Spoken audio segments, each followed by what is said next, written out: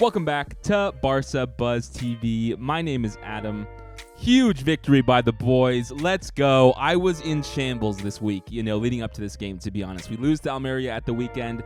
I'm afraid this game is going to be the second coming of that turning point where everything just goes to shambles. Pedri out, Dembele out, Lewandowski out for a few more weeks here. Christensen picks up a knock just before the game starts. And I'm freaking out, to be honest, because I really did think an avalanche of negative press, negative fan sentiment, negative mentality amongst the team was going to be here if we lost this game. And I really only hoped for a draw at the BERNABEU away with the pieces we had ready. I didn't expect much. And to see Xavi and the boys, Frankie de Jong, Araujo, Koundé, Marcus Alonso had a great shift. Balde looked great. I mean, just up and down the lineup, we had some really strong performances, which is interesting to say because I know there will be some naysayers who look at this game and think really our offense was awful. Our midfield could hardly hold the ball. We didn't play in anything like a Barca style. This was, I think, the lowest percent of ball control we've had in a game in like a decade, something like that. We didn't play that well overall as a team, trying to win a soccer game, but we played well enough with the pieces we had, and everyone defensively for sure really, really stood up and did their part, right? And somehow Real Madrid played even worse than us. Like, Carvajal, just awful crosses into the box. Benzema was basically non-existent, trying to go always to the far post, trying to go in the midfield at times. Camavinga, made that awful pass that led to Ferran Torres' assist for Kessié, own goal technically for the only goal of the game. And so it really felt like the roles had been reversed in this game because I'm so used to Barca coming into Clásicos when we don't win. And what happens almost all the time is that, we dominate the ball, we dominate possession, we get hit on counterattacks, they come through, they score, and then we get frustrated and it happens again and again. And in this game, it was the opposite, right? Real Madrid held the ball for almost the whole game. We tried to break on the counter a few times, honestly not to much effect except for the one that led to the goal. And that's the type of win we need, right? After the embarrassing loss in the Europa League, after the embarrassing loss to Almeria at the weekend, I really needed the team to come out here and show just a fighting spirit, and that's what they did, right? Considering that all the cards were stacked against them, no one believed that we were going to come away with a victory here today. Xavi, changed the style of our play in a lot of ways, right? Whether it was because he actually changed it on purpose or it was because, we just didn't have the ball at all. We weren't playing a high line. We were playing like a mid to low block with the defense. We really did a good job of having, again, Araujo, the Vinicius stopper, like always, just had him in his pocket the whole game. You had Koundé move into that center back spot. I think it was the Man U leg when we put Koundé at center back and Araujo at right back, and I wasn't too impressed with how Koundé performed. Well, today he really came up with his A game. You had Frankie de Jong, just, whenever we had a chance to win the ball, winning it, retaining possession, helping, get that clock down. Balde himself going, on some wild dribbles throughout the game. And so I'm elated, right? Just the fact that we could win this game is so huge for our season. I really think, like I said, had we lost this game, it would have really gone on like a negative downpour for the whole team and the whole season. And we're back. And, we had that late scratch right before the game starts. You hear Christensen's out, and it just reminded you of the big Champions League games, the Europa League games against Man U, right? Where all of a sudden our players who we really need are injured. Because if you really think about it, Pedri, Dembele, Lewandowski, and Christensen. I mean, those are no doubt about it some of our starters. All of us fans want to see on the team sheet week in and week out, and so to see them come through, even with those players injured and win, it's amazing.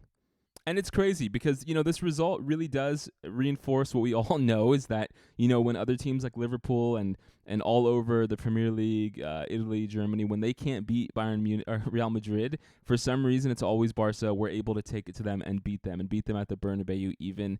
And, what I thought was really crazy was just how the game started, right? You start the game, and I think it was within the first minute, you have Luka Modric, running down the field, getting into almost a one-on-one if his legs were just a little bit quicker with Ter Stegen, and we're able to stop it. In the first 15 minutes of the game, I was really sweating because Real Madrid were really taking it to us. They were, trying to go on a full onslaught. And funny enough, it wasn't until Vinicius got into that like chokehold that he had on Frankie de Jong where he, thought he was fouled. He didn't get fouled. He yelled at the ref and got a yellow card. And then, it was shortly after then, and that interaction between Vinicius and the ref that kind of threw their team off base. And, as much as I hate all of the racist comments towards Vinicius and racist comments towards anyone, that's not okay and it's evil. Vinicius is a very interesting player. How he did not get a second yellow card or a straight red for the way he was given the thumbs up mockingly to the ref when Lewandowski, I think it was Savic and Ferran Torres got thrown out of a game in Atletico and Barca too, and like just the rules don't seem to apply evenly to Real Madrid players as they do to everyone else, which is, complete BS. But Vinicius really threw their team off, I felt like, in that moment. And that's what allowed us to get, collect our breath and then kind of get back into the game and score that one goal, right? And it's Ferran Torres who, again, didn't look too good today, but honestly, no one offensively really had a chance to shine, I don't think, with just the way that, with the midfield that was available, with the front three that was available. We just didn't have the tools to really retain the ball against Real Madrid very well. And he gets the assist, right? He gets to Kessié. Kessier's able to just, knock it, hits off Courtois, hits off Militao, goes in the back of the net, and that gives us the victory. And then to just be able to withstand the pressure, through the rest of the first half, in the second half as well, and just make sure that Ter Stegen, there was one cross where he had to dive and clear the ball, but I think the stat is that Real Madrid got 0 shots at home, right? And that's what has to be understood here. It's a Real Madrid team that haven't lost at home all season. They haven't had a game where they didn't register a shot. I think it's been a few years since that happened, and this was the Barca defense really going at its full effect. And, sure, did it give me a little bit vibes of, like, Valverde era Barca where, we'd get a lead and then just, like, really try and hold on to it and not really impose our will in the game? Yes, but when you're down so many huge, important players, that's what we have to expect. And these are the victories we need, right? We need to have the team and Xavi believe in himself that we can play multiple styles to win games. I think at times a tactical rigidity, a stubborn view of how the game must be played is what really costs us. There are times when we need to be able to just batten down the hatches and just hold on to a lead. And as Ferran Torres had that assist, right, it was Kessié who was able to put the, through the own goal in the back of the net. He had another opportunity where he should have scored a second if it wasn't for Ansu Fati, who was just on the worst luck I've seen anyone ever have, blocked it with his feet and kept us from going up 2-0. And that would have been huge for us, right? I think one thing we have to understand is we should not by any means underestimate this Real Madrid side. I think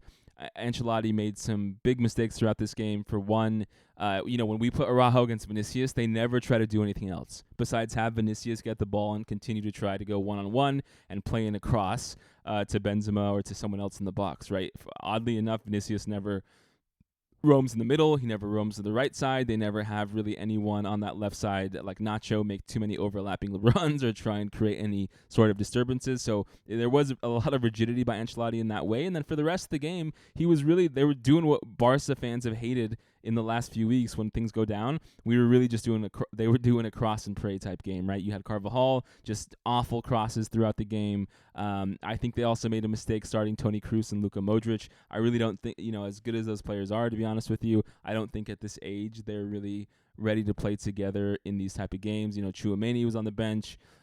Rodrigo, interestingly enough, came on as like a sub, even though I think he could have offered them something up probably on the right wing there in this game. And so we won 1-0, and so like I said, this is a big victory for us, but it's not the end of this fight, right? We still have huge games coming up in the league and the second leg, and they have this set up in the most anticlimactic way possible, where the second leg of the Copa semis isn't for another month, which is pretty crazy.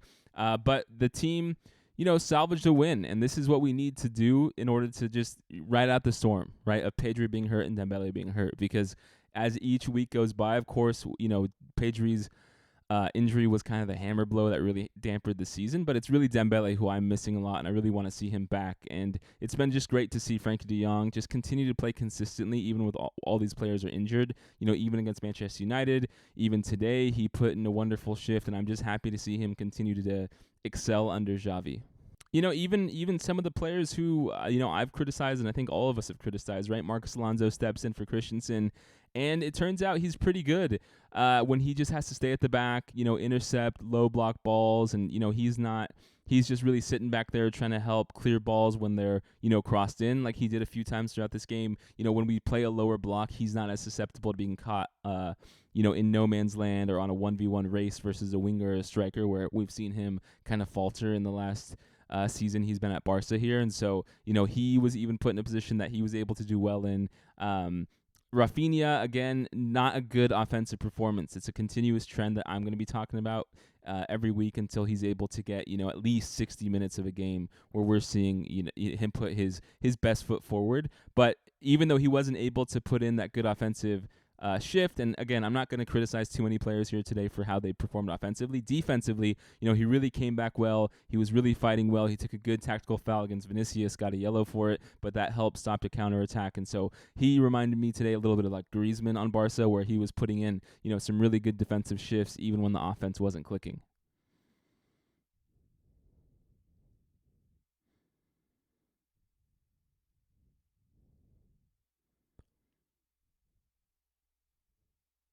So, I mean, a win's a win. I think if you're going to look at negatives, I mean, Ansu Fati continues to just, I don't know. It kind of pissed me off this game. I wonder how you feel. Let me know in the comments. But for Fati, for Ansu this game, it doesn't even feel like, okay, I understand he doesn't want to get injured again. He might not want to go into tackles, with his knees like one-on-one, or he might not want to like overextend himself and risk hyperextending one of his leg muscles. But it just didn't seem like he put in any effort on defense at all. There were times when he's just kind of like around the action happening, but not really putting in any attempt to win the ball or to alter the passing lanes for Real Madrid.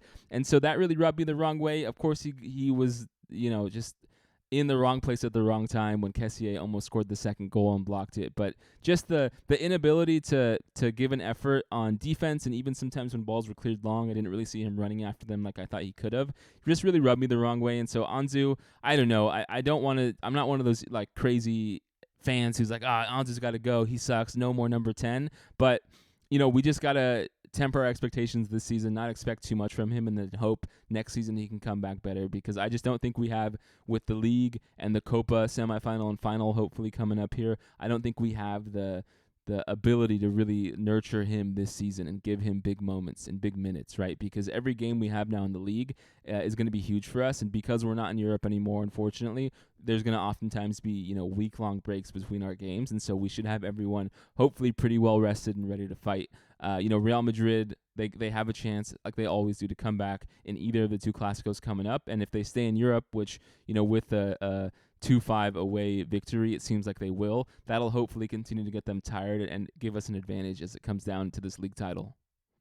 So that's it. Real Madrid, 65% possession, 0 shots on goal. That is really the blueprint for how to beat this team. It really works because of Araujo, and it's just crazy to me that the fact that, against Real Madrid, they continue to allow Araujo to just pocket Vinicius every time. But hey, we'll take it. Hopefully it'll work out in the next coming weeks. So let me know in the comments what you guys thought, how excited you are that we won.